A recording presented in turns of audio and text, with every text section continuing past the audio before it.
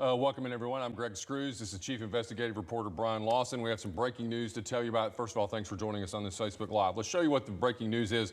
This is regarding what's being called the 7 Deadly Sins trial in Morgan County. Frederick Rogers, the sentencing, the jury has recommended life without parole. Of the jurors, 2 were voting for death, 10 for life without parole. So let's get right to Brian on this. So Brian, your thoughts on this? A couple things we talked about was how long the jury deliberated in recommending the sentence. I guess is a good place to start here. Yeah, that's right. I think it's a little bit of a surprise in that they were deliberating for less than 2.5 hours before reaching this verdict.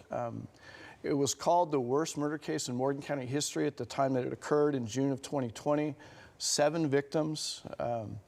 The defendant admitted to killing at least 4 of those people. The trial took about 4 weeks to complete. And in that time, they heard graphic evidence of what happened to the victims. They saw Fred Rogers, the defendant, occasionally even laughing as he described what had happened.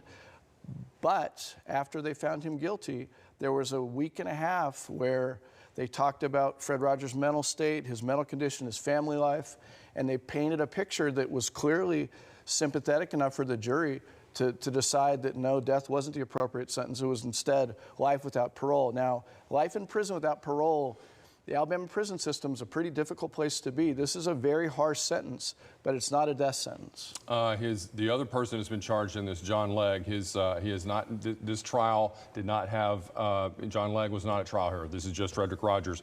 Brian referenced the trial. It started August 14th. He was convicted on August 28th. Frederick Rogers was. The penalty phase started August 30th. Let's bear down a little bit on how this worked with character witnesses. They had people he went to school with. They had specialized doctors, and let's underline specialized here, family members, that sort of thing, to make the case for.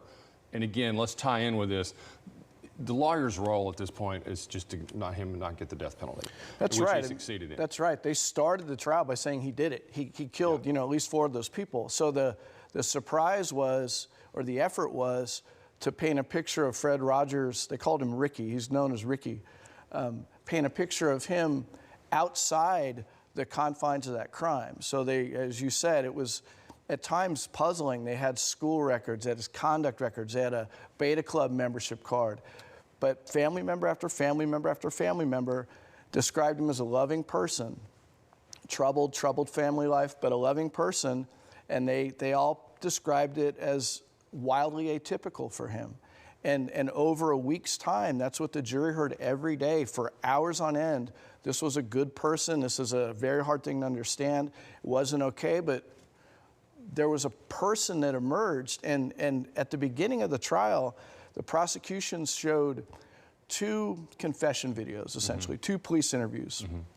And in that, he described the killings, one kind of dispassionately, and the second time with a little bit of emotional range. But ultimately, he admitted doing it. But at the end, on Friday, they played, you talk about a specialized doctor. This person came in and they did what they called a body map. They did sort of an outline of his life. And in the course of that, they showed an interview he gave with this therapist. And they heard from Ricky, from Rogers, about his life and his pain and different situations. And Kayla Smith was in the courtroom, our Kayla Smith, and she said the jury was pretty rapt. They paid great attention to that. And so in a way, what the defense did, they had the whole last week of the trial, effectively, the penalty phase, where they were painting Fred Rogers in this human sympathetic light. And the jury went home for the weekend with primarily that information from the last week. And that seemed to carry the day, judging by where we are now.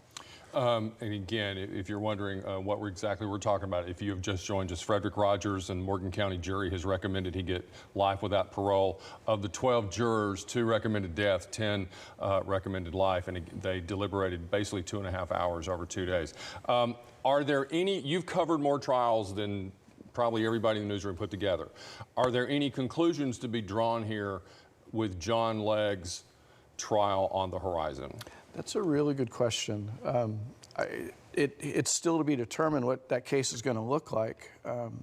But one thing that sort of emerged from this trial was that Rogers seemed to be kind of the leader of the two of them. He seemed to be the guy that initiated the plan and gave directions, self-admittedly, because Legg has never talked to law enforcement about the killings. Rogers was kind of the driving force, and Legg was seen as a more troubled, by most accounts, more troubled individual even than Rogers was. And they described Rogers as having a series of mental health problems. And Legg was seen as even more troubled than that. So how that plays out, because Rogers didn't go for an insanity defense, a mental health defense. Legg is still waiting for his mental health evaluation to be reviewed by the defense and by the prosecution. That could be a factor in this case, but in this instance, this jury heard Fred Rogers admit to killing people, one individual who begged for her life, and he still killed her.